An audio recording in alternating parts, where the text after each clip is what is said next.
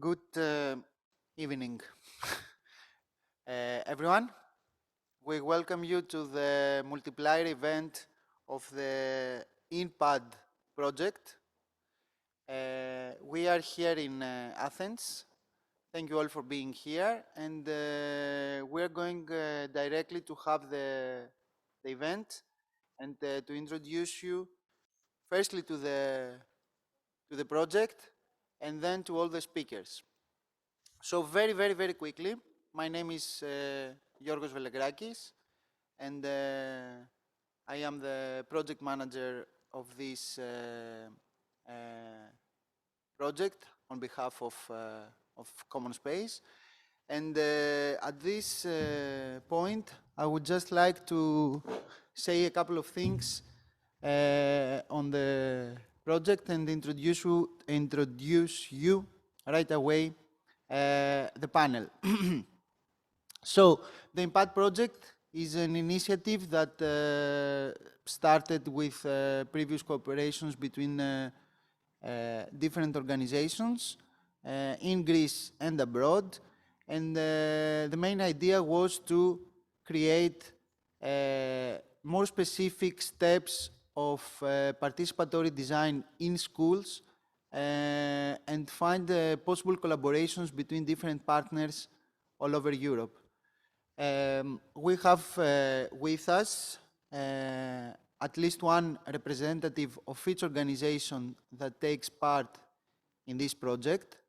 We have together Natasha Kazatsidou from IDEC, that is the other Greek partner in this project, and she's going to give you more details about this project, its deliverables, its outputs, and so on. And then we have partners from participants from all the other partners. I am going to give you an overview of the output one of this project. Then Rafael from De Miguel, we have them. Okay, we have them here with us. Rafael from University of Zaragoza is going to give you more details about output 2. Then we have with us Pascal Clerc from Paris Université that is going to give more details, some theoretical inputs around participatory design in schools. And then we have three partners that are going to give more specific details of participatory design in schools, their experiences, one from Spain, one from Belgium, and finally from Greece, that we have Anastasia with us. I'm going to give you the names right away after each presentation or before each presentation. I want to give first of all the floor to Natasha Kazatsidou. Natasha, you can hear us, I guess.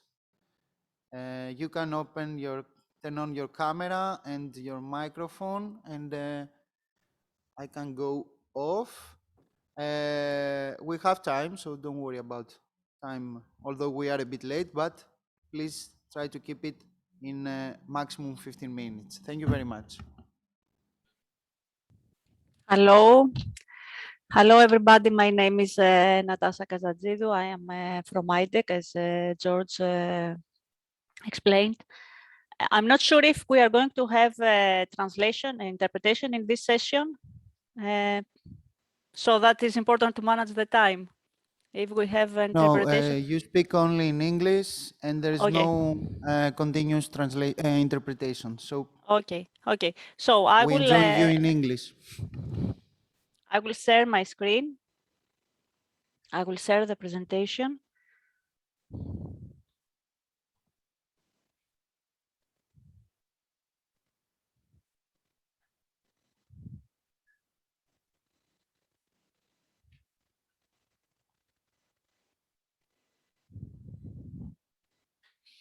All right, I'm going to start to present you the project.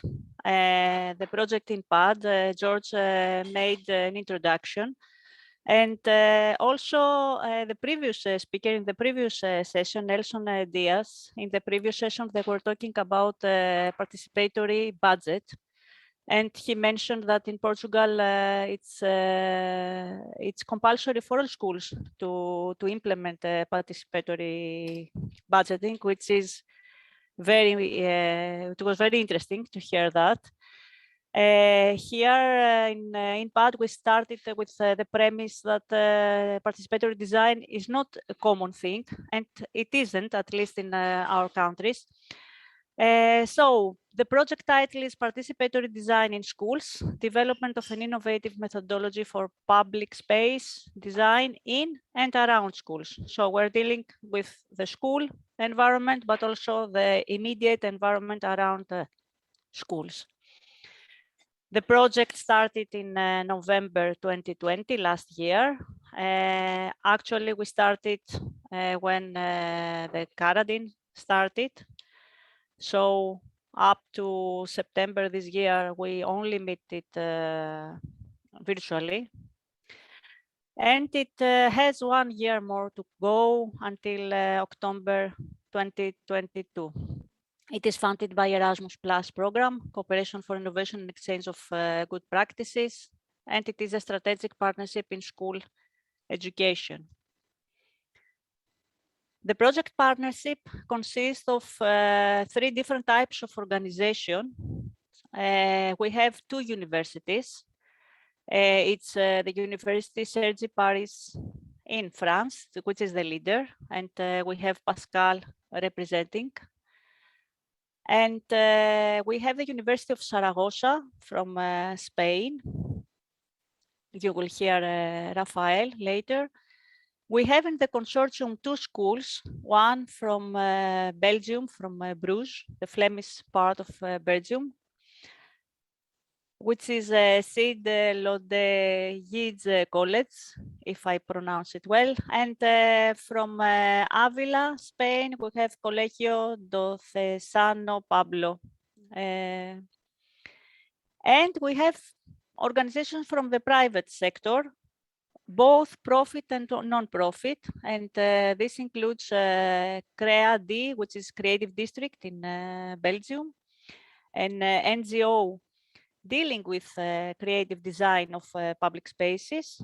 We have Commonspace in Greece. George is the project manager from Commonspace, and IDEC that I represent, IDEC, which is a consulting company of the private sector. Together with the partners, we have associated partners. In France, we have the organization Collective d'Architects, which is a cooperative of architects, and they are working together with the university. And we have in the different countries, we have also other schools participating in the project as associate partners, contributing to the project activities. Now, a few words about the participatory approach. You heard also in the previous session, we aim to promote with this project participatory approach. That means actively involving citizens, stakeholders, organizations that are interested in a specific theme in the process of decision making, policy making, planning, implementation of projects. And if we see the policy process as a 3-step cycle of planning, implementation, and evaluation, we can see participatory approaches in the different steps of this cycle. And also the last year's European Union, but also at international level, different organizations promote participatory approaches, not only in the design of public spaces, also in other domains. We can see participatory approaches. For example, in legislation, we have the European Citizens Initiative that promotes consultation and participation of citizens. Now, in this framework, we have the project INPAD that focuses on the schools and aims to develop a participatory approach for participatory design of public spaces in schools and around schools, involving different type of stakeholders, from schools, teachers and staff, students, but also outside the school, from the local community, from local administration, from the businesses in the local area, the whole ecology of the school. The specific project objectives are to develop the concept of participatory design at the level of the school. So we frame our work to see how we can approach participatory design at the level of a school unit, and to provide some instruments, tools and instruments for schools so that they can engage in participatory design. They can build capacity of their teachers to implement such projects, to develop capacity of local stakeholders, and also to implement these projects at the schools. We want also to encourage, to raise awareness and encourage schools, the community, the schools community, and the local communities to embrace this new approach in order to develop the citizens of tomorrow, and of course to disseminate this concept in the community. And this event, this multiplier event in Greece, I believe that this is the first multiplier event of the project, is such an event, a dissemination event, to spread the word about participatory design and to demonstrate, to present that this is a feasible school project and it has impact for the schools, for students, for teachers, but also for the local community. Now, with this project, we address, of course, the schools, the beneficiaries, and the main target group is the schools, both teachers and students, but also we aim to target local communities, stakeholders, and public administration, the municipalities, or regional authorities that are involved in the school, in the management of education at local or regional area. The stakeholders are different in each country, and also the budget in schools, and also the planning and the design, and these things are different. There's a different legal framework in each country. Later, my colleagues will present the different cases from the different schools, and they may refer to specific stakeholders and specific target groups that they address in each country. Now I look in project activities and results. In this project, we are going to produce some outputs and implement some activities. The first beneficiaries of the project, of course, are the schools that participate in the project activities. And I'm talking about the two schools that are members of the partnership, the school from Bruges and the school from Avila, but also the schools that they collaborate. And these are the schools that will join project activities, will implement participatory design in their schools, and will follow the training that we will provide, and produce some impact and results for their own schools. However, we're going to produce some outputs, some results that could be spread and used by other schools in the future. And these are a teacher's guide on participatory design, a guide for teachers in secondary school that can use it to implement participatory design in their own schools. And together with the guide, we have a software for participatory design that is going to be presented later by Rafael. That is a step-by-step tool that provides instruction, guidance, and methodology for the schools to implement participatory design. It provides a safe place for students to discuss, to design their own projects, for teachers to evaluate, to support students, everything, all the steps that are needed in this process. After the pilots in the different schools, we're going to produce a compendium of good practices. The schools that will participate in the pilot activities will feed this compendium. We will develop some stories, some good practices that will be inspiration for other schools in the future that want to do the same projects. And of course, we have events for the dissemination, multiplier events, as we call them in Erasmus+, that aim to raise awareness and promote the work of this project. Now, what we want to achieve in INPAD project, the expected impact of the project, we want to involve students in co-decision and motivate them to participate actively in decision making in a domain that is very close to them. We are talking about their schools.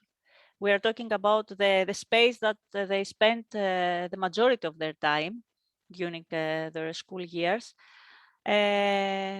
So it's something very close to them, and we believe that this is a first step to develop also active citizenship skills and engagement. A second type of impact is that, okay, we're talking about participatory design, but in parallel, we develop also different type of skills.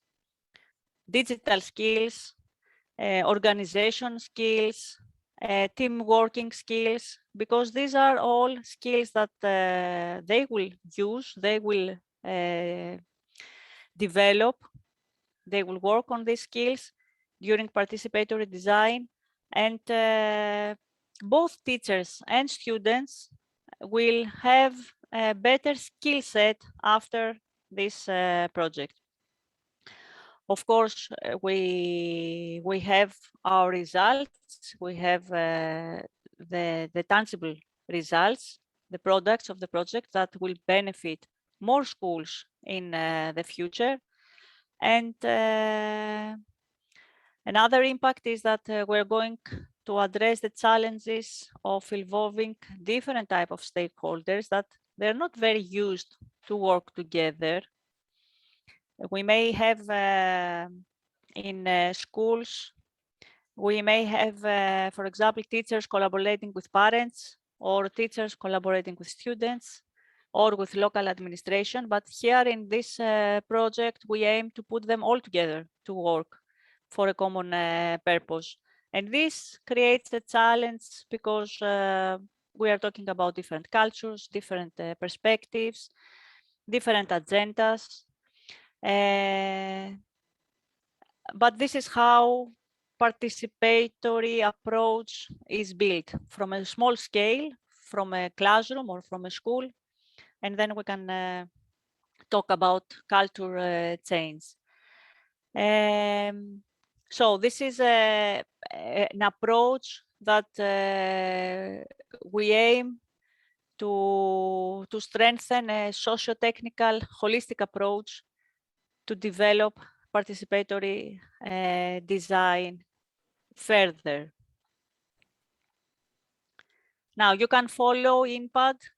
There are different sources, different means that you can see the news of the project. The website of the project is in the address www.inpad.eu.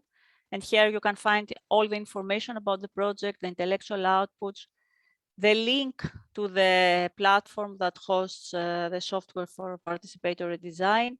And in few months, you can also access the deliverables, the products of the project. Now we are in the process of finalization. And this is the website. And there are also the social media accounts. There is a Facebook page. You can see here a screenshot. In the Facebook, we present activities, the news of our project, the different events, when the results are released. All the news are presented in Facebook. There is also an Instagram account and a YouTube channel. You can follow them in INPAD EU, one word. You can search and find them. And we will be glad to see you followers of our project and participate also in other events in the future and embrace this concept of participatory design in your own schools. So thank you very much for your attention. I will give the floor back to George to continue with the next presentation. Thank you very much, Natasha. I am the next presenter because I'm going to give a short, hopefully really short, presentation of output one. Okay, here we are. So the first output of the INPAD project is this teacher's guide on participatory design for public space design in and around school. I'm sorry, my title is missing 3 words. So,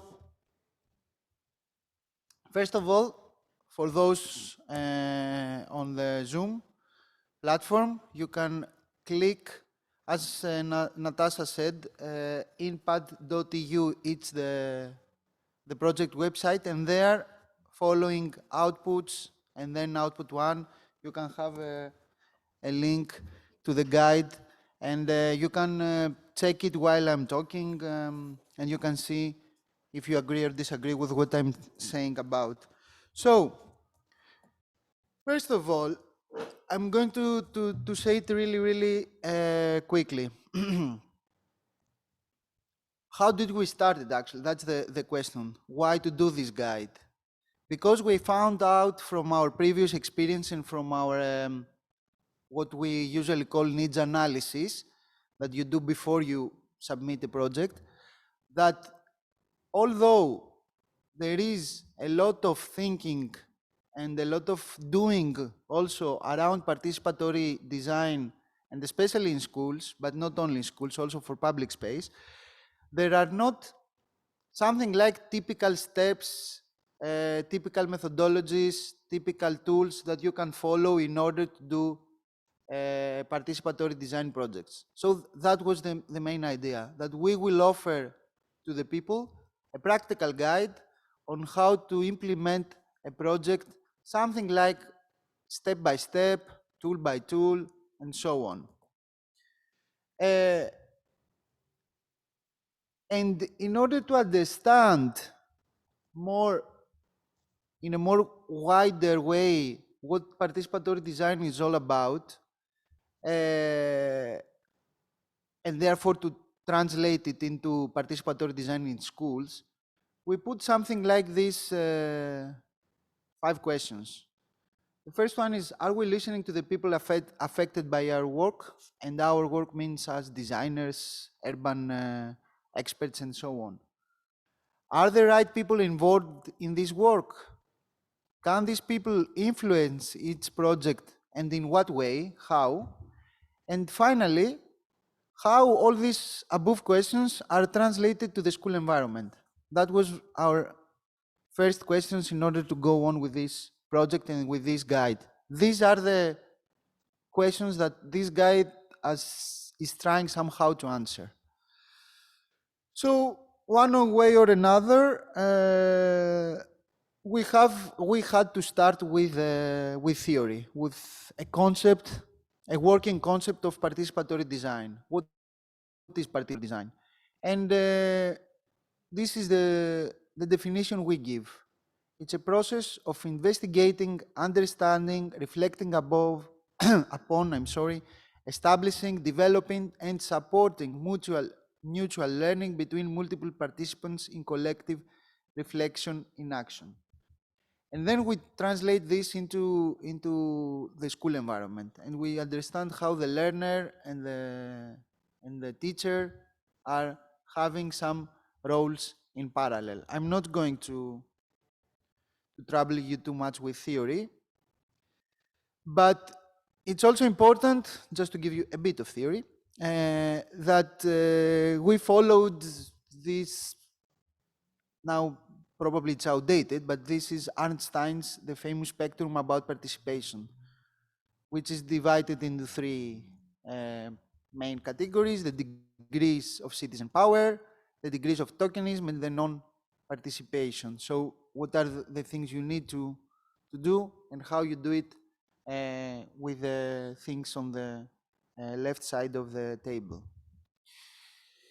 And then chapter B, actually, of the guide, which is the second chapter, is offering a very, very deep theoretical background or insight, let's call it insight, on how participatory design and participative processes more generally are helpful in the school environment. They cannot be understood as an educational process, because after all, our project is an educational project. It's a project for the main target group, as Natasha said before, it's the school teachers, and then all the stakeholders around the school. So very, very quickly, I'm just saying that the participative educational process and the participatory methods more generally, more broadly, can help students mainly analyze a research design topic, build issues by open and closed type of questions, express new ideas, organize their ideas and split into groups to work on them, assume responsibility towards the goal of each project, be able to evaluate the contribution of the other participants, cooperate, and so on and so on. I'm just putting this just to understand that participatory design, it's not only a game, it is a game for kids, but at the same time, it's a learning method, and we have to understand it as a learning method. Then I missed something? No. The next chapter of the guide has to do with the case studies that later on participants, project partners are going to present you in each country. So what we did is we put some, let's say, common questions in order for partners to identify which examples are the most important to show, are the most important to share, are the most important to present and investigate. So these were the five set of questions. At first, we wanted a description of each project. Okay, what was the project state, how did it start, who organized it, and so on and so on. Then we wanted to focus on the methodology, which were the steps the organizers followed, which methods were used, and so on.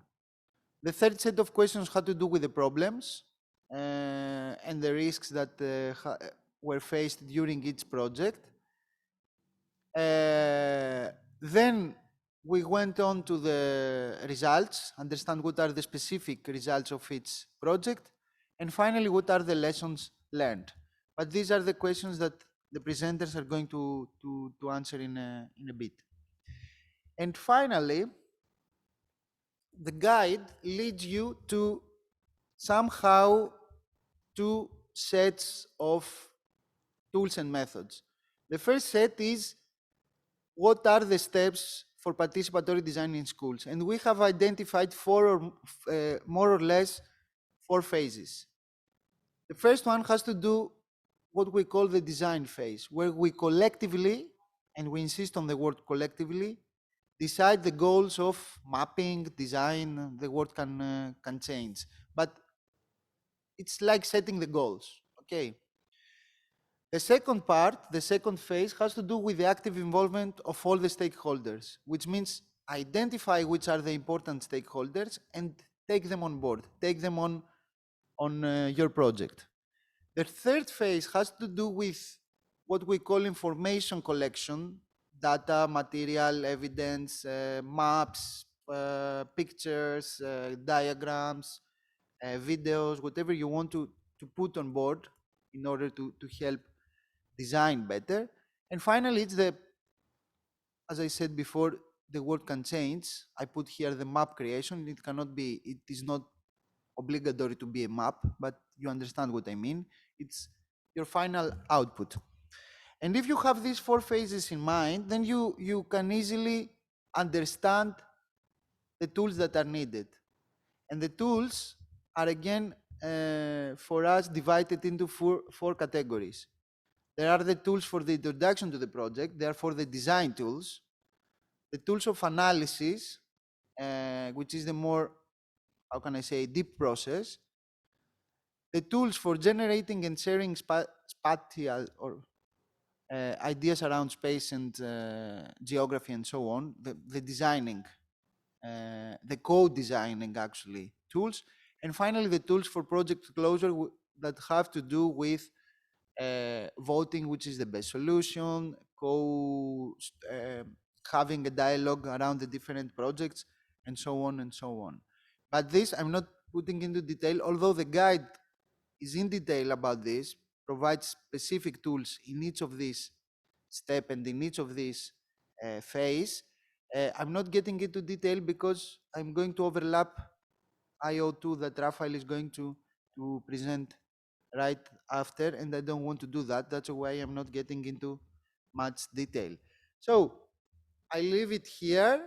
I repeat, as Natasha said before, that you can follow us on our website, Facebook, Instagram, YouTube, and in a while you will also see the online tools that are being right away prepared. So just to be fair, give me a second. I will give the floor now to Rafael de Miguel González. He's from the University of Zaragoza. He's one of the 2 university partners in this project. And he's going to present you the open educational platform, the second output of the project. And I give the floor right away to him. Thank you, Rafael. Hello, thank you very much, Georgios. Thank you very much, Natasha, and everyone, the organization of this event, this interesting event in Serapio, where we've been for the physically meeting in June. When I was there with my broken bone, now I am totally healed. But well, I'm going to be fast because I know everyone is. We are aware. I think I can share my screen and.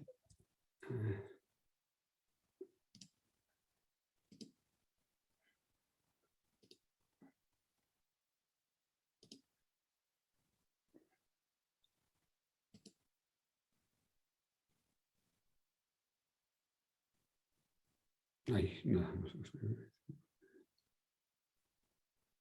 Can you see now?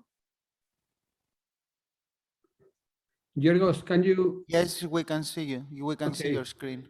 Okay, perfect. Thank you very much. Well, the IO2, this open educational platform for participatory design, specific for schools, is the second output of this interesting project. And well, I'm not going to get too much into the details already expressed by Georgios, the tool categories, tools for sharing, spatial experiences, space, design tools, project closure.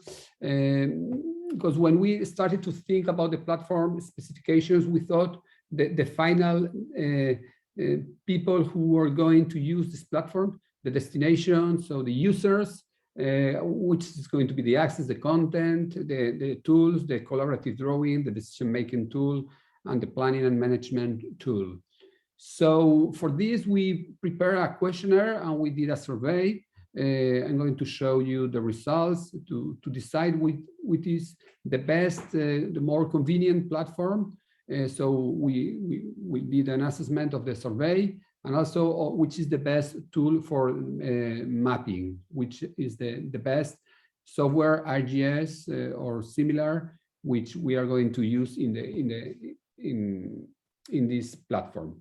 So the survey was distributed among the participant schools in the project and any others. So the respondents were asked to prioritize among a list of specifications between the different categories: general access, content, brainstorming, etc. So this is the results. I'm going to go very, very fast. So the most important thing for teachers is that admin can give access to teachers and students. So it's very democratic way of teaching and learning, a collaborative approach from pedagogic point of view. So anyone can have access. So we can say that there is no kind of censorship. So anyone can access to the platform. Anyone can place pictures, videos, post it, express their ideas. So anyone can contribute in an equal and similar way to another. So another important thing, so tools to draw, to learn, to be familiar with maps. And as you can see in the other side, the less prioritized characteristics, there are, for example, teleconference, or a student can edit their own profile or restricted area for each class.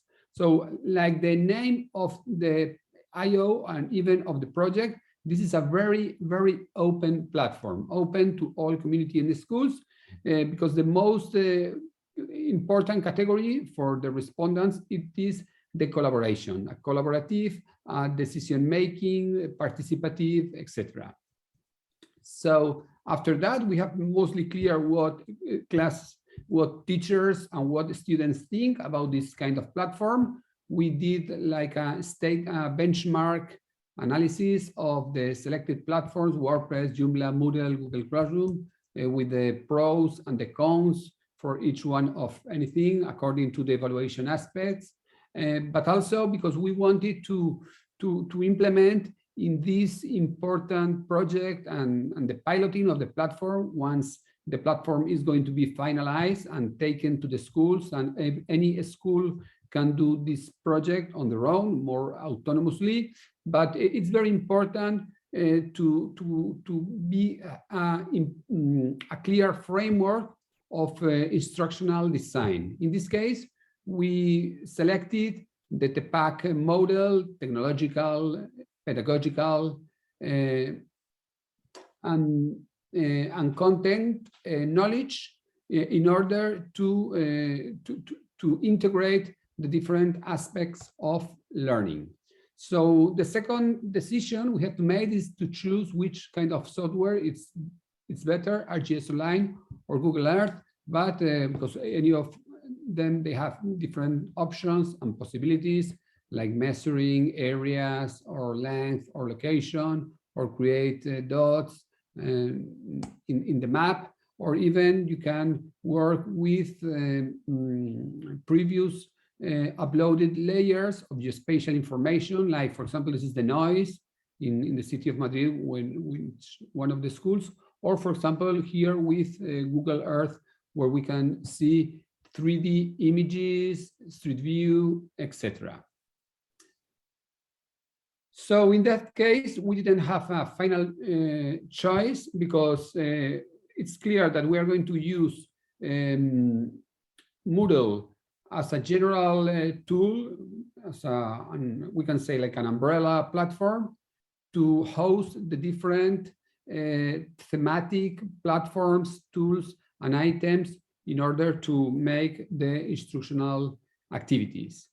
But for this, we have to have very clear in mind that the two most important concepts of this project, I mean participation and in design, must be present across all the learning process. I mean engagement, teamwork, democracy, spatial thinking, competencies, etc., and design of the different parts of any kind of school. We are in a conference about city, environment, and climate change, and you can see at the end of the list, like, well, there are most aesthetic issues that must be taken in account, like colors, materials, greenery, any other that they are mostly functional, like mobility or interactive areas, etc. But there are any other that they are really related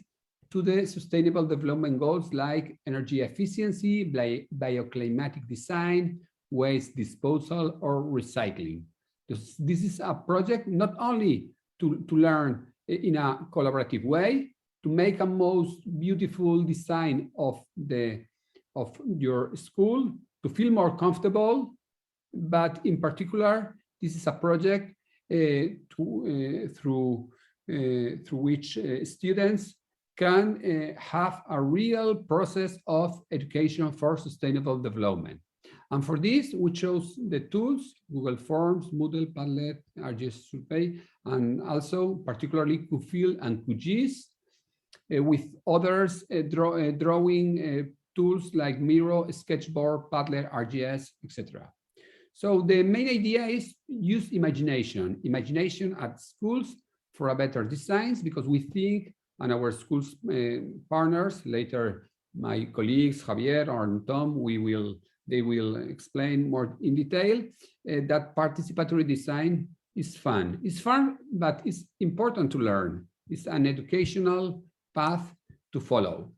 And this instructional design has 7 steps. The first one is defining participatory design. Second, exploring and observing the schools. So see which are the damages or the opportunities of the schools, discovering and recognizing opportunities. And after that, step 4, imagination, new spaces and projecting and designing. So we can say mostly that step 2 and step 3, they are most like the diagnosis and the definition of the program of the new school, or the worst or the activities that we are going to do. But the step 4 and step 5 is mostly related to design. It's co-design. It's not only the program, but the project, speaking in architectural terms, project and program.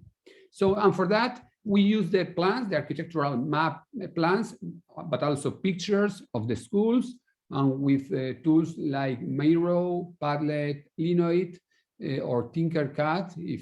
If we have the support from architects, they are CAD for teachers. They can even draw new colors or new distribution of the corridor or of the classroom, etc. Well, students think about their school. Students make a program because they detect and find out several opportunities to improve the school. And finally, they design. After the design, there's the experimental step 6. So they have to transform. They have to not only to design, but to create, to make. Maybe the design is going to be made in a more professional way by public workers, but in any other cases, schools, they can create ephemerous architectures, like you can see, like papers, etc. So they can do also an important art education work. And finally, it's important to create like an outcome. We have to tell what we have done in every school. So we need to make a record of everything, all the pictures, all the drawings, all the ideas, even all the debates, videos, etc. And the best way to do this through a story map, a storytelling. And we are going to use RGS Online. Let me show, this is the platform. Finally, we are using the system at the University of Zaragoza because it's very convenient for us. It's a typical Moodle, so anyone can identify it and use it. It's not very difficult to use. So you can see the different steps I've just explained. So any teacher, any class, any principal of the different schools can follow the different steps. And let me show you several previous examples of the School of Javier, Colegio Pablo VI in Avila in Madrid, where you can see here the opportunities to make in a geospatial data different layers with mobile learning, with a tablet or with an iPhone like this. They download the program, the application called QGIS. So students, even very young students, they go to the courtyard, or they go to the bathroom, or to the stairs, or to the main hall, or to the conference hall, wherever. So they can take a picture with their mobile phone, or they can take a picture with their tablet, and in every corner, every place of the school, they can make not only a picture, but you can see write an observation or an intervention suggestion. So I would like to put more light, because this place is very dark, so we can have a risk or fall down and breaking bones, etc. So this is something very intuitive even for kids. So they just need a camera in any mobile device. And with this, they collect, you can see, we collect all the dots, any dot of the school, with the suggestions to make the improvements, to make the ideas taken by the students. Later, we can work in groups and we can discuss which are the best idea, or try to get a consensus about which is going to be the next step. The next step is drawing. This is step 4 and 5. So this is co-design. In this case, we are going to work with Padlet and Miro or Tinkercad with the architectural plans of the schools. So children can draw like if they were young architects, in order to make the different proposals or signing or drawing, or even they can modify the walls or the stairs or the windows distribution. So as you can see, they have a very digital and intuitive tool for drawing, but they can also make their handwriting draw and insert on these kind of tools. And this is the result at the end. This is the School of Javier.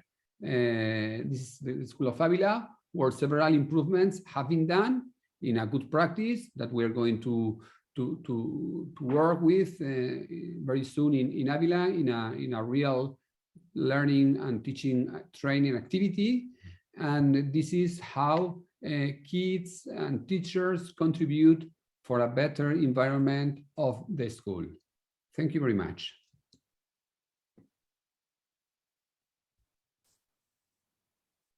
Thank you, Javier. Sorry. Rafael. Yeah, no, I know, Rafael, sorry. I am sorry for this. Okay, thank you, Rafael. We go now directly to Pascal Clerc. He's from the other university partner of the project from France, and he's going to give us the pedagogical and spatial issues of participatory design in schools. Pascal, thank you. The floor is yours.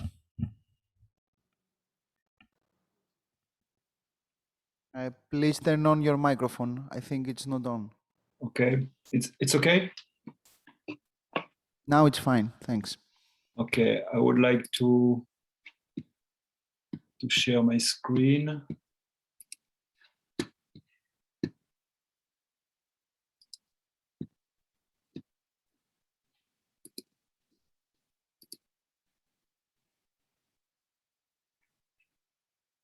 Okay.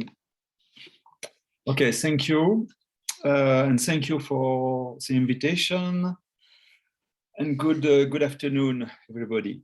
I just would like to present you how participatory design can participate to change in the same time schools and education. I would like to begin with two questions. The first one is who traditionally builds schools or renovates schools? I speak about the reflection for building or renovating. It's architects and local authorities. And for France, it's municipalities for primary schools. It's departments for middle schools and regions for high schools. The second question is, what are the main principles for the construction of schools? For me, we have four main principles. The first one is a principle of showing, to show land use planning, to show power of an institution, to show education and its materiality. I present you a picture of, there is a, I think that the microphone is open. Okay, it's better. I present you a picture of a traditional French school of the beginning of the 20th century with the motto of the French Republic, Liberté, Égalité, Fraternité. And it's a way to show the power of the state. The second principle is a principle of efficiency. How to welcome many students in classes with teachers from morning to night. It's a pragmatic principle. The third one is a financial principle. It's a necessity to build economically. And the fourth one, excuse me, is a pedagogical principle, which is based on teaching in general. Teaching, it's a logic of transmission of knowledge from the teacher to the student. And I'm especially interested by the movement of the teaching, which is a different movement than the movement of learning. And well, I show you a little cartoon in French. Huh? The student is asking, do you know that there is other kind of pedagogy? And the teacher said, go out. And we can see the movement of the ideas, the movement of speaking from top to the bottom. I think that participatory design can change this conception and these principles to build schools or to renovate schools. These principles combined have produced and are producing school spaces, excuse me, with a specific point of view, the point of view of architects and local authorities. And the idea is participatory design can change the point of view about constructing or renovating schools.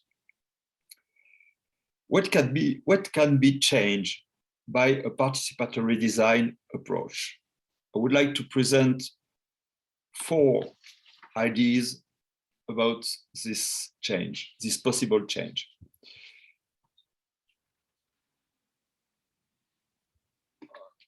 The first idea is that participatory design is a way to think at school spaces as living spaces. The schools are generally learning machine. In French, we say machine à apprendre, learning machine. It means that it's spaces which are not only, but mostly built to teach and to learn. And it's interesting to see that when we are making work with students, with interview or other kind of works to have the vision of students, they are always asking to have living spaces. And I think that participatory design could participate to make pleasant schools, welcoming schools, comfortable schools.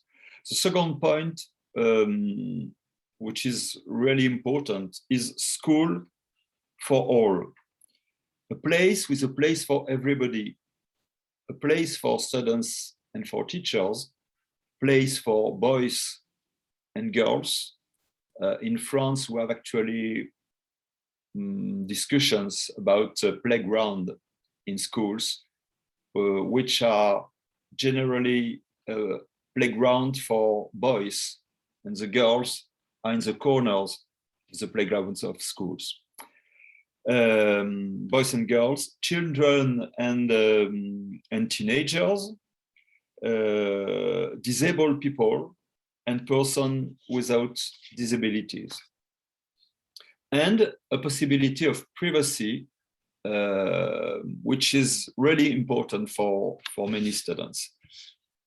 The second line of reflection is the idea to invent schools to learn instead of schools to teach. To learn is to take informations and knowledges in a diverse space. To learn is a multiple process that requires different type of spaces. I show you a few pictures about a Swedish school, which is called Vitra School Telefonplan, yes. And in this school, the idea is to think spaces to learn. To teach, it's really easy, because to teach, a classroom is enough. But to learn, we need other type of spaces. And here we have a metaphorical representation of different places to learn, places to make experiences, to work with the others, to have a debate, to read, to think in a quiet space, or to teach.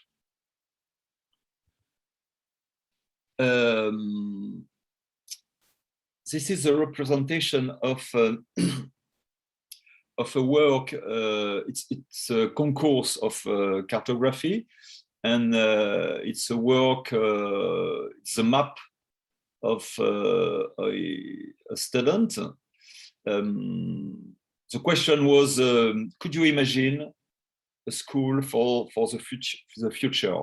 And I just show you one map, but it's really interesting to see that all the maps have a common idea. It's that a school, it's not only a place to learn, but a place to live. For example, on this map, the classrooms are here, but the rest of the space is different kind of spaces: playground, garden, library, etc. Another line of reflection is that participatory design can develop democratic processes within schools. It's not exactly the motto, the slogan of French Revolution, one person, one vote, because actually a school is not a democracy, but democratical processes could be introduced in schools. And the last line of reflection is that participatory design could participate to invent the school of 21st century skills. Well, we have many lists of these new skills, but generally we have different types of skills as think critically, communicate, work collaboratively, etc. And participatory design is probably a strong way to develop these new skills.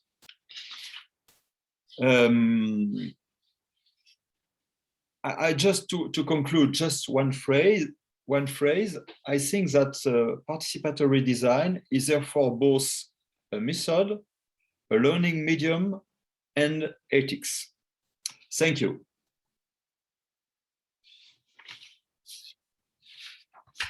Thank you, Pascal. You can stop sharing. Okay. We now go, thank you very much for this input. We now go to the 3 case studies. Experiences of participatory design in 3 different countries. We start with Spain, and we have with us Javier Alvarez Otero, correct me if I'm saying it wrong, from Colegio Pablo 6 in Spain, in Avila. And he will give us some experiences from their participatory design projects there. Thank you, Javier. You have the floor.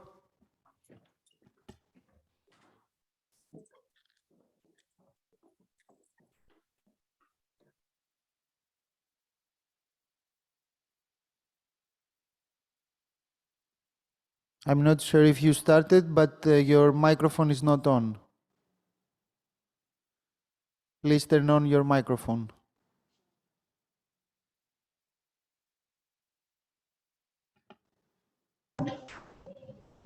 Hello, can I share my screen? Yep. Yes, now we can hear you and we can see your screen. Stop my video later. Present. Sí, no sé si estoy presentando o no. Okay, the first one, thank you, Georgios, and the event of Participatory Lab of Athens. Okay, and we have introduced the 3 experiences from Spain on in the. Oh, que no he abierto la cámara. Espera. Start. Yes, okay. Great, okay. And we have introduced the 3 experience from Spain from participatory design in schools. Okay, this one.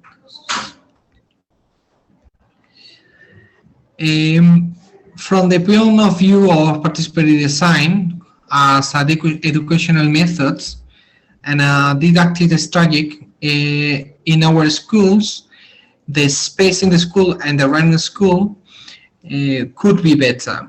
Okay, and we need the educational community and the municipality authorities to carry out the different methods and the different strategies to integrate or to involve the participatory design.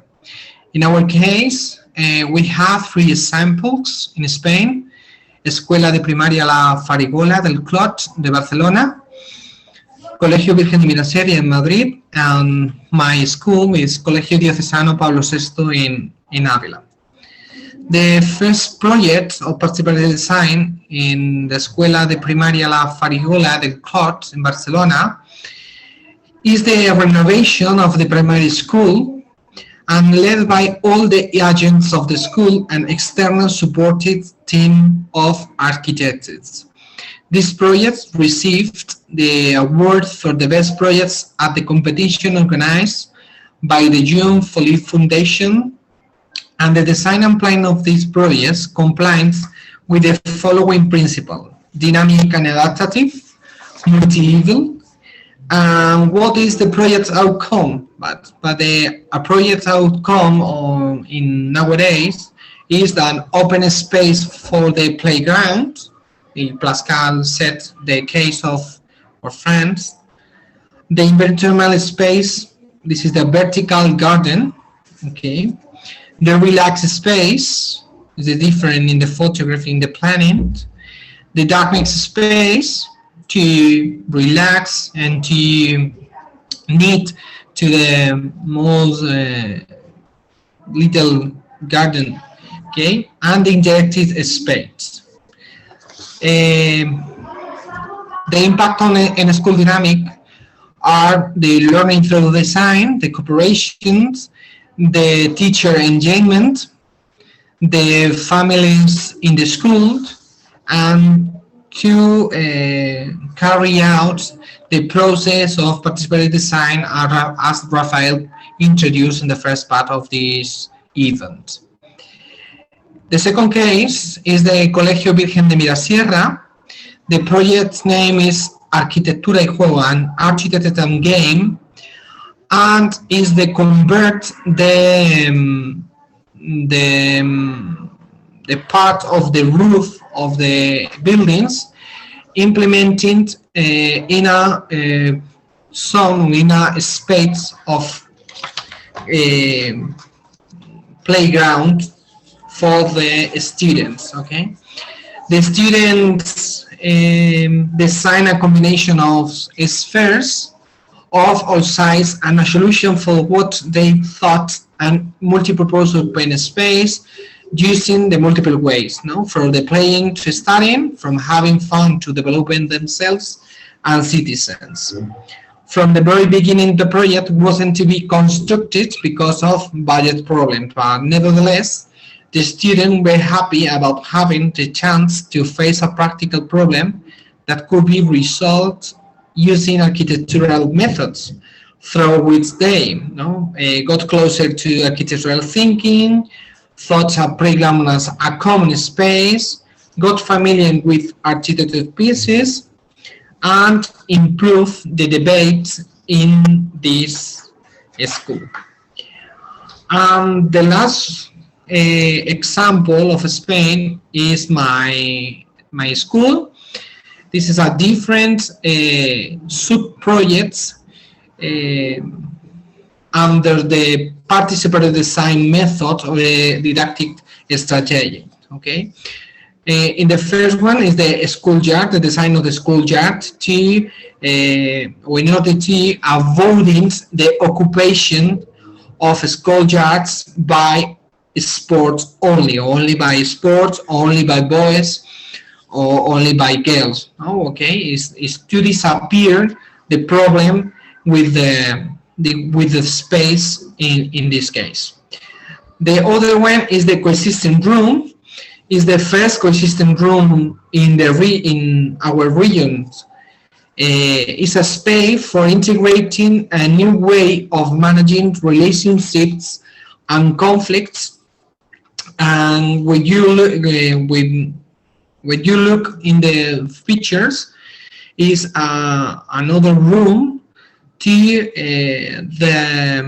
in order to resolve the problems between the students, the families, or their teachers between them, to resolve the conflicts through the different ways of the punitive solution. Okay, and the last one, this is the language room. Okay, this is a design, this is a creation of a playful and functional space for learning a foreign language, English, German, and French. This is the 3 languages in my schools. And other minor projects, you look in the picture, is a new school furniture in early childhood classrooms to adapt the space to the new methods or to new competencies of the students to in order to get a grateful learning and teaching. Okay, and this is the 3 projects of the school from Spain. Thank you so much for your attention. Thank you, Javier. Thank you very much. And I directly give the floor to Tom Campoen from Belgium. I'm sorry, Tom, I'm not going to say your school. I cannot pronounce it. And he's going to give us some examples from Belgium. And yeah, we continue on. Thank you. Tom, the floor is yours. Hello, good afternoon. I will start with sharing my screen.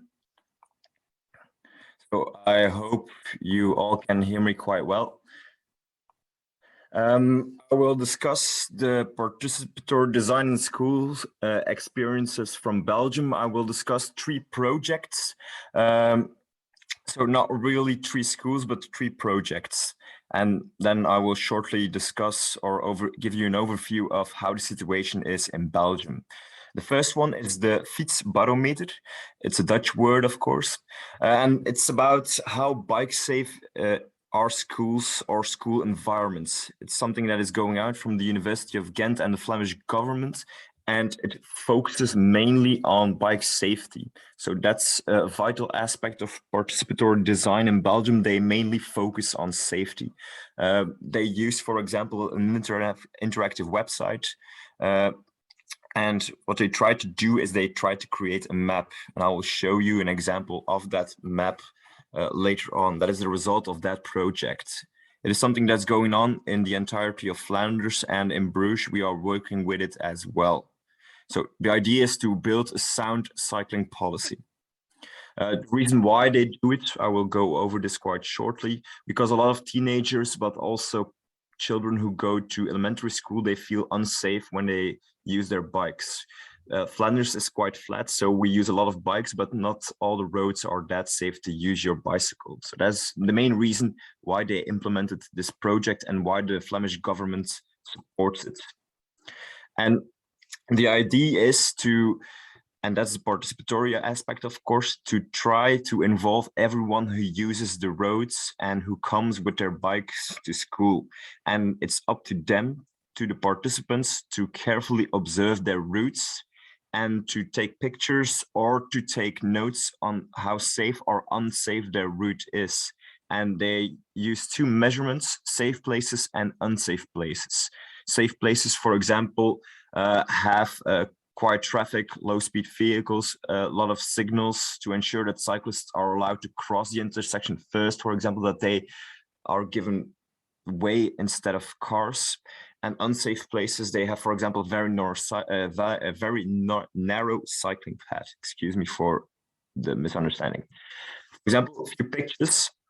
To the left, top left, you can see unsafe places, and to the top right, it goes to safer places. The most safe place for a bicycle, of course, is when he goes to school and the bicycle path is completely shifted away from the main road. So it's about roads in general, but it's mainly focused on schools, because it's the idea that it's for the pupils who go to school that they can use it, and everybody who goes to school as well. So teachers as well. This is then the result. This is the city of Bruges, where our Sint-Lodewijkscollege is situated. And we are the blue spots on this map over here. And as you can see, for example, the green lines indicate safe bicycle lanes, safe bicycle roads, even though they are main roads. The yellow and more red colors, they indicate really dangerous roads or points that bicyclists should better avoid. Of course, sometimes they can't avoid it and they have to use them. And the idea is to use this map to take matters into own hands and give it through to the council and community that they have to do something with it. The last step, so giving through the information, doesn't work always that well. That is something that they try to improve. Another aspect, another project is Route to School. It's something similar, use a different approach, but they use also an online learning platform, and they also analyze the road safety. And the reason is the same as with the first project. Again, because children, pupils, they feel unsafe when they go to school. Their environment is not that safe. And that is something that they try to change.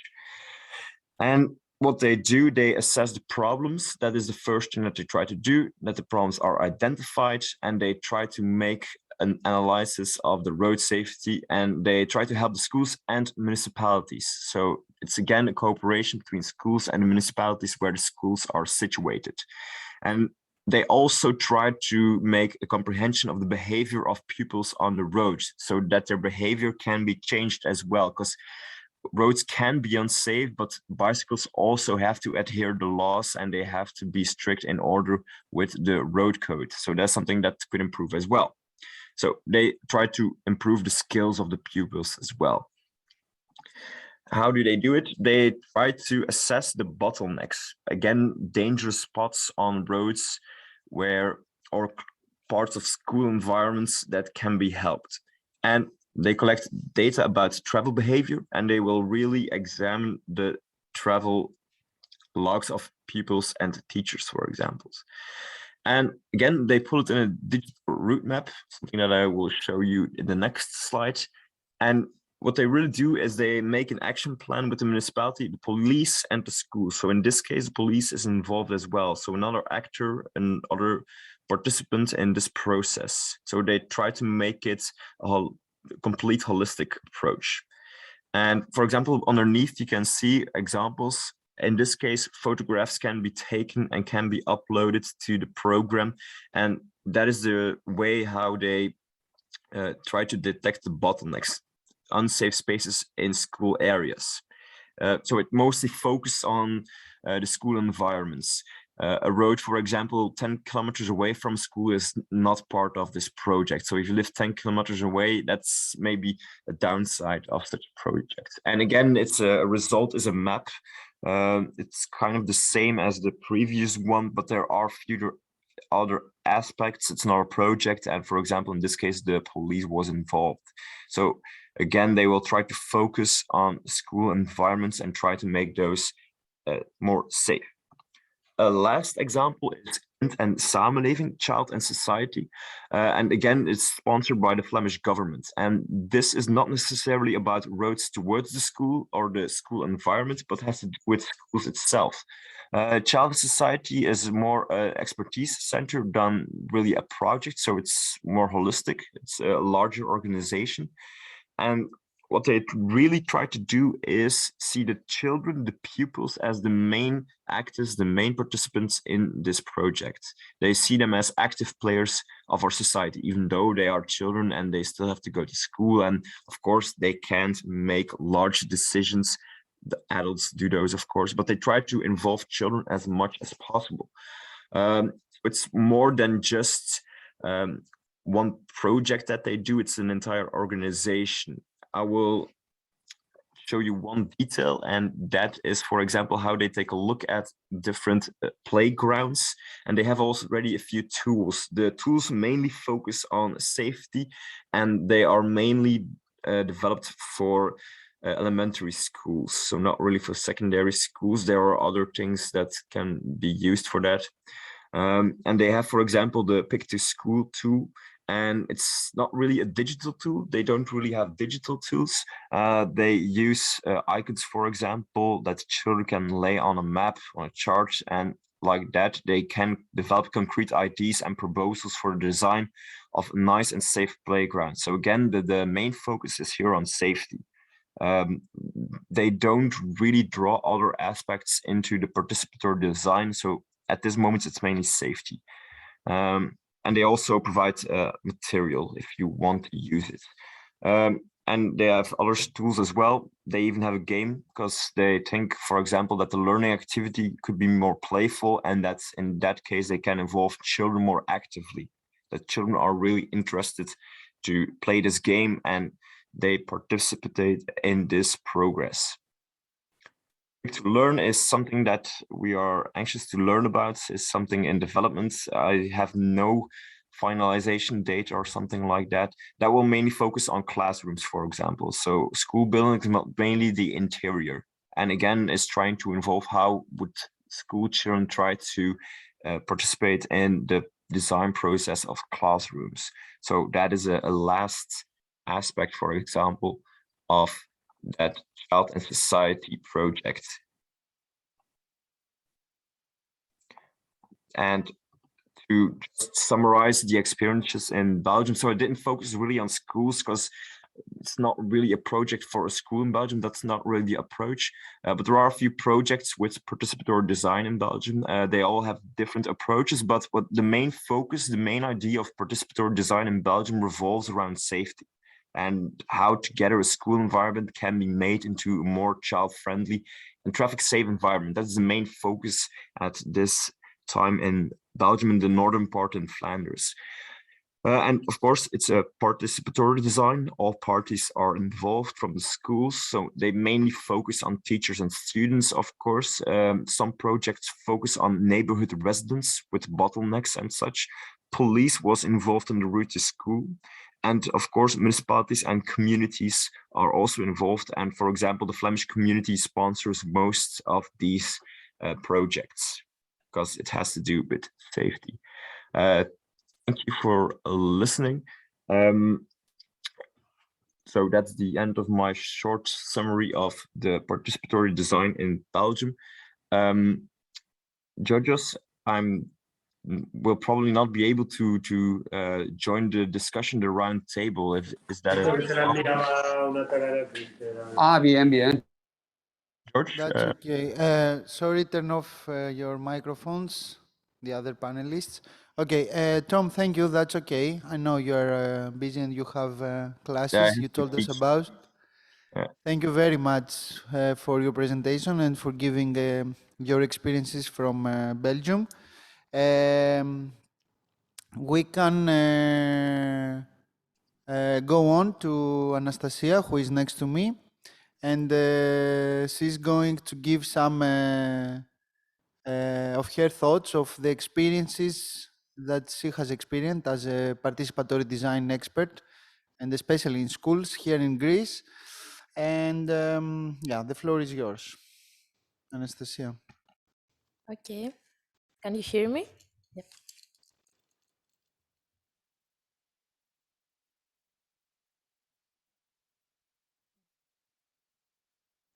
Hello, I am Anastasia Christaki. I'm an architect and I'm a member of Commonspace, which is a collaborative planning and design group. The promotion of participatory design is at the core of our approach and vision. And due to our experience on participatory activities, we were responsible for running a participatory program with school communities in Halandri. And this is the project I'm going to present here, which is a part of a bigger project called the Cultural Hydrant. I'm going to start with a small introduction to the subject and the whole project, proceed with the conceptual and methodological framework, describe the implementation, and finally conclude with some thoughts. As a small introduction to our approach, we believe that public space is not a simple reception of our daily life activities, but it's our place, a place of community building and social life. And for this reason, the needs and visions of citizens must be an integral part of their design process.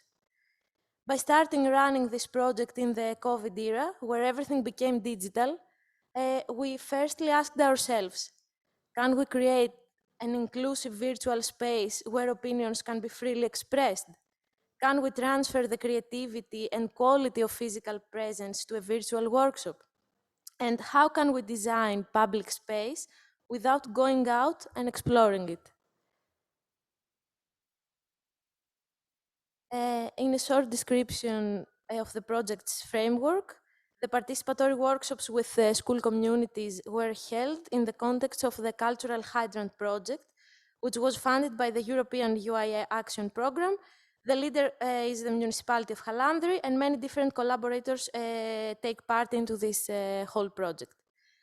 The project basically employs Hadrian Aqueduct as an environmental and cultural water commons in Halandri's neighborhoods, outside of what we understand as a typical historical monument by three axes: by re-exploiting Hadrian water, by regenerating of Hadrian roots, and by co-transformating and regenerating certain spots into Hadrian water urban gardens. The citizens and institutions of the city of Halandri will actively participate in the project through interactive workshops, participatory planning, and cultural activities.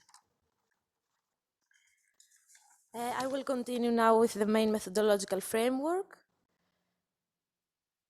As a part of the project, different workshops took place in which all the stakeholders were able to co-design different spots and areas.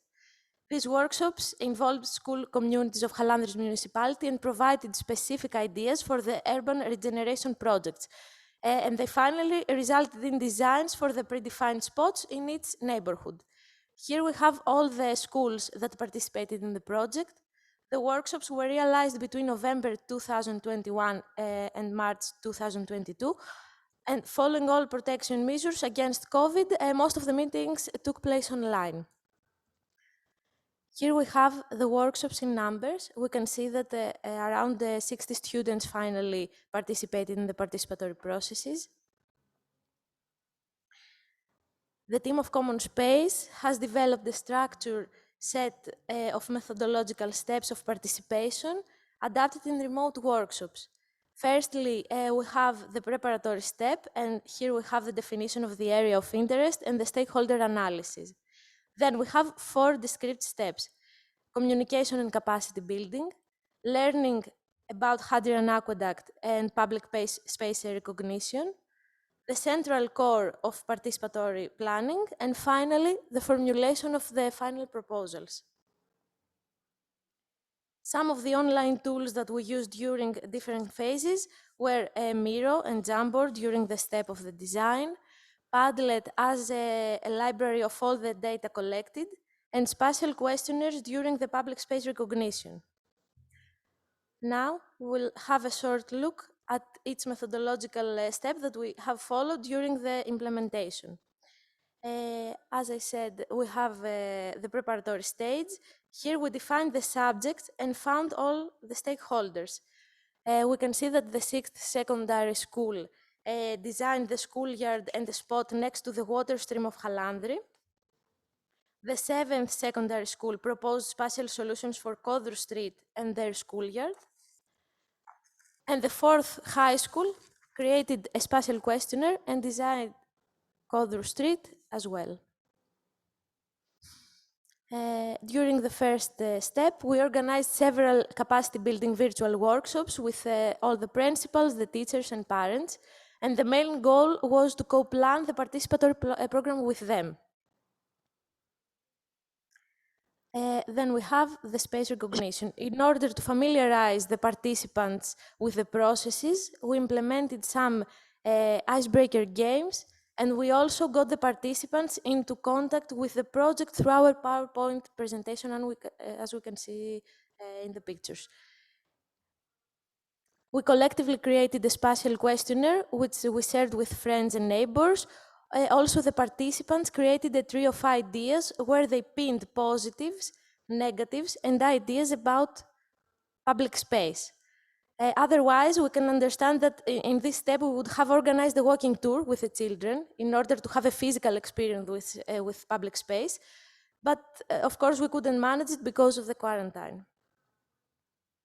Finally, Commonspace collected the comments and the ideas and created a map as a result of how the participants understand the public space. This map moved us to the next step of design and indicated all the spots, areas that students like, prefer, are afraid of, dislike, or have something to propose about. The basic step of the participatory design included short lectures about international examples of bad and good practices. The urban design was divided then into 4 categories. We have the urban furniture, the paving materials, the types of vegetation, and a game in public space devoted to Hadrian Aqueduct as water commons. In the mirror board, the children propose their ideas by designing in the previous 4 described steps according to the 4 categories that I described. Finally, Commonspace collected all the data and created a final floor plan, which was discussed with children during the last presentation, the last workshop. That was the main skeleton of the implementation, and now let's go to some final thoughts. The students of the school communities mentioned were given the opportunity to communicate their viewpoints of how they see and use public space and their schoolyards, and how they express their opinion on what they want and what they want them to be designed in the future. By collecting and organizing the information, our basic role was to translate the ideas and opinions in an architectural language, and finally come up with detailed design plans for the spots. Participatory planning, as we can understand it, is a vital tool that helps architects to reflect users' actual needs in planning.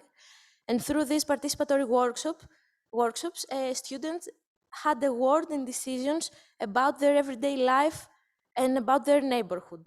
In this way, their ideas became a part of strategic and urban planning. But a vital comment came out by our experience in this project, which was implemented in such exceptional special conditions. Although online tools provided a great variety of skills to the participants and to us, of course, as facilitators, we can understand that they can't replace the physical presence of the participants in the participatory processes. They were used in order to perform participatory planning in the most democratic and practical way, but according to the current situation. Because for us, participatory urban design has mostly to do with the outside experience. It was quite different and difficult to transfer this experience of the outside social life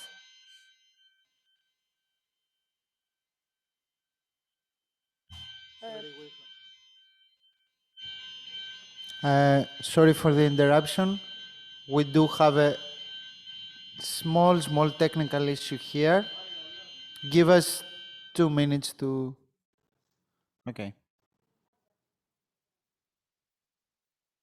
Okay, we go on. Okay, so I was saying that it was quite difficult to transfer the outside experience of the social life and real needs into a virtual room with the participants.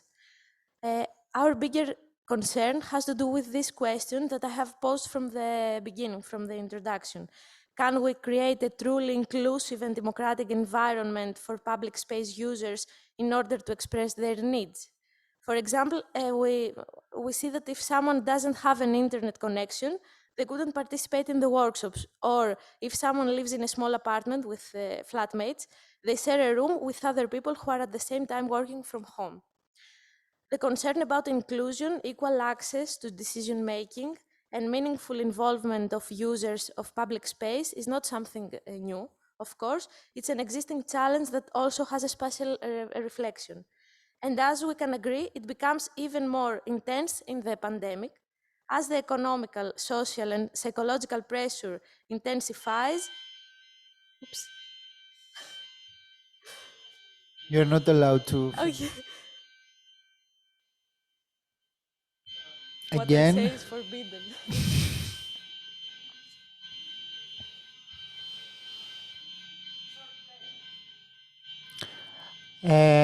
Yeah, we face some technical issues here with an alarm that goes on all the time, and we don't know why is this. Anyway, just to give you the intimacy of the event. Yeah, you have 2 more minutes. Okay. And then the alarm will go on again. Okay, as the economic, social, and psychological pressure intensifies, the need for equal access in quality public space and participation in decision-making also rises. And here is a new question that we can pose. In what meanings will the word public space, urban green, square, participation, safety, everyday life, inclusion, and access will be turned into after the pandemic? Thank you very much.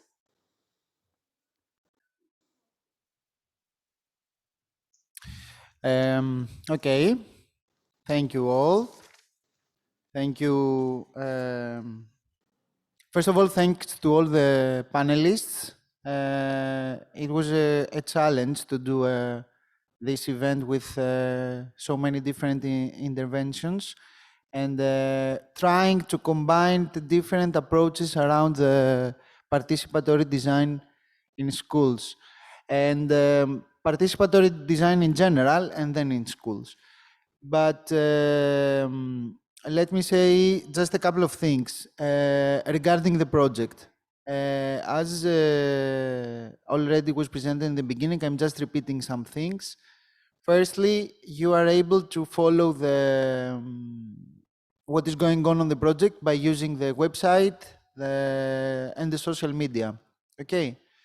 Secondly, these kind of multiplier events, like the one we are doing here in Athens now, is going to be repeated in other countries, and we have one more in Greece that will be held by IDEC in Piraeus probably by this during this summer or during the next autumn.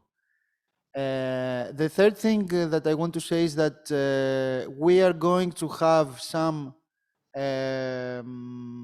participatory design examples or case studies, how can I say, doing so in different schools around Europe. And we're going to do it also here in Greece, in Athens, in some schools. So we hope that we'll have some interesting results to show you after the implementation of the projects that we're going to start. Another thing that I want to invite you to is to check our platform when we'll be 100% ready, as Rafael just before tried to present you. It will be accessible, at least during the project period. And another thing, and the final thing that we haven't discussed about is the final product, one extra product of this project that will be the policy brief, the third output that we will try to create something like policy recommendations and by combining all the good practices, mainly addressed to policymakers, to institutions, and so on. So, another thing that I have to do now is to give a couple of questions that have been gathered. And the first one has to do, I'm not sure if Pascal is still on. Yes, Pascal is still on the panel, and also Natasha, because the two of you tried to say a couple of things about the, let's say, the bigger picture, not only about participatory design, but cooperation, participation more broadly, and involvement of either students or citizens in general. So the question is, how, in your opinion, can participatory design be connected with other participatory projects? And this is addressed to Natasha and Pascal. If you're able to say a couple of, I'm just saying that we have about 10 minutes. We will finish by 3:15. So try to be brief, and I have one more question later on. Natasha, are you able to put on your microphone and comment?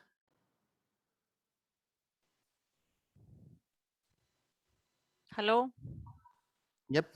I'm not able to start the video though. No, it's okay, just to... Okay. Now I can do it.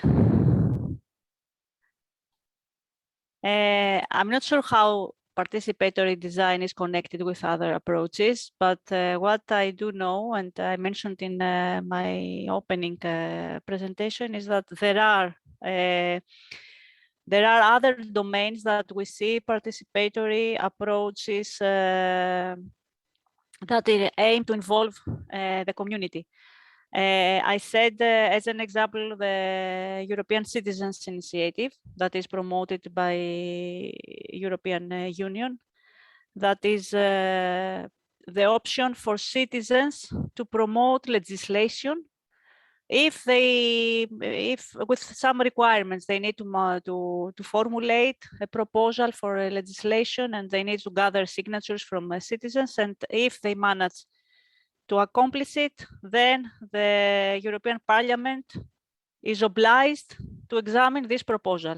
And this is a very good example of a participatory approach that has impact, that can have a very major impact in legislation at European level. Other domains that I have seen, because I'm not really an expert in participatory design in urban planning, but I have experienced participatory approaches in the domain of adult education. And as IDEC, as a company, we did some research last year, and with questionnaires, and we did a survey, and we found out that there are participatory approaches in adult education in different processes of adult education, the design of educational process, in implementation of educational process. More and more, the organizers of the designers of learning experience in this field, in adult education, they are more open to embrace participatory approaches and to actually involve their learners in the whole process, defining their own learning outcomes, their own educational needs, the methods that they want to use. We may also observe such approaches in formal settings, like the second chance schools that we have in Greece, that their analytical program is more loose. It's not so strict like in general education, and there is room for such innovations, let's say, because in Greece, at least, it is still something very innovative. It's not something mainstream. How this is connected to the participatory design, I'm not, I cannot answer that. Because when we talk about design, it's something more technical, and you need technical experts. So I will let Pascal respond to that question. Thank you, George. Yes, thank you, Natasha. Pascal, do you want to comment on that? On different ways of cooperation, and maybe also the technical part, as Natasha gave you the pass? Yes.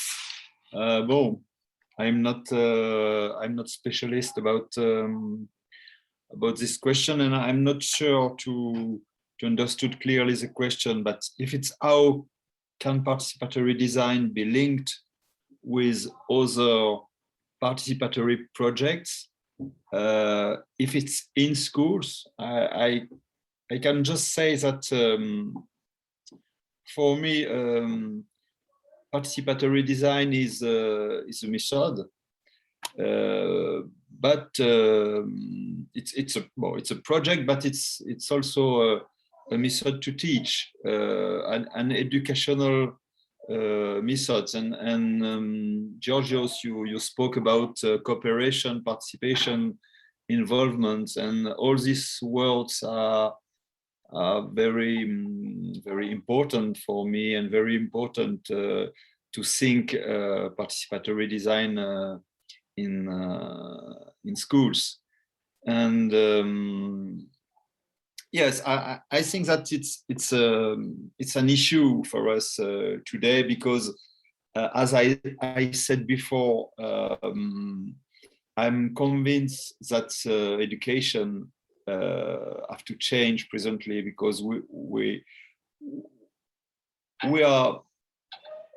were in a world where teachers could teach approximately everything But today we have many other possibilities to learn. And I think that participatory design is a way to have a reflection about these different ways to learn, because we have to organize different places to learn, and I think it's a good option for that. Thank you.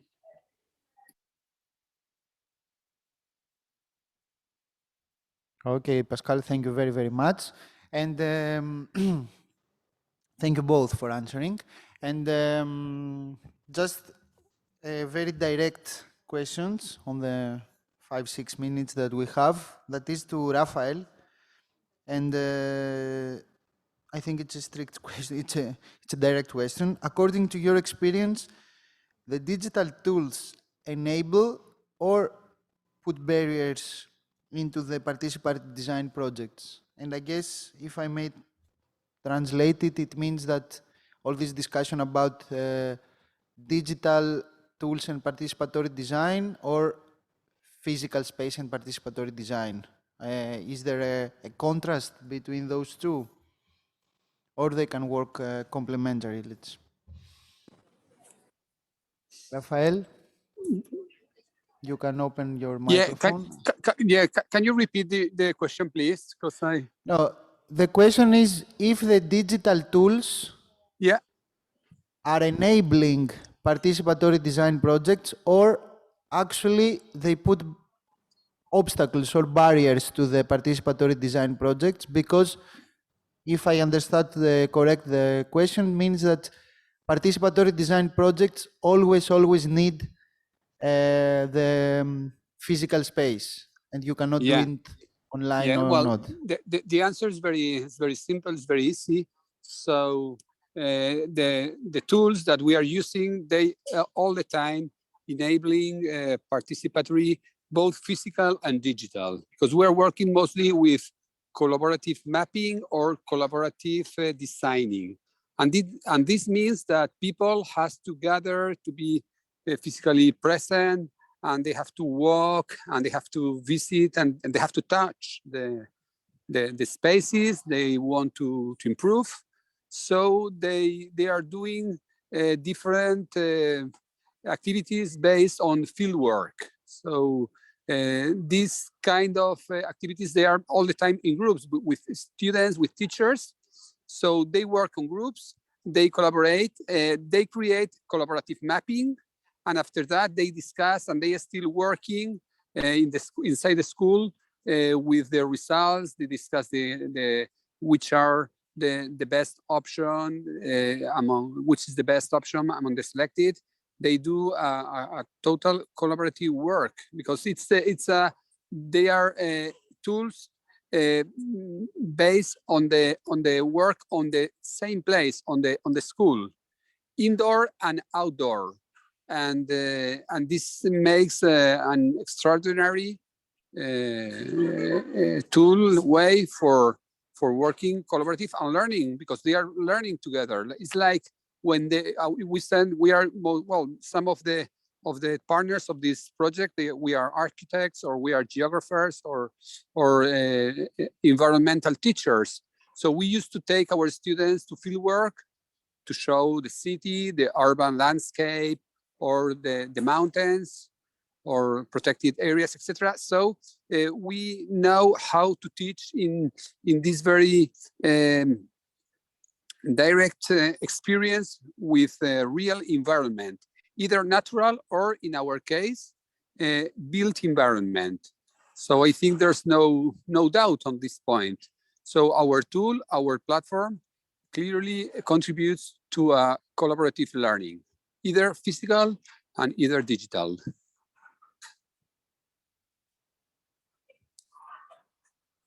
Okay, thank you very much, Rafael. You had a direct question and you had a direct answer. You want to add something, or it is by mistake? No. Okay. So that's it. We have to end the session now, just to respect the organizers of the conference, because they have next sessions. We thank you all for being with us, and all the panelists that are, they gave their experiences from abroad.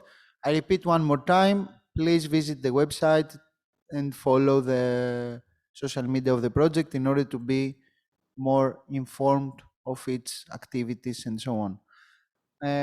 Thank you all, and we will see you in the next event of the project. Thank you.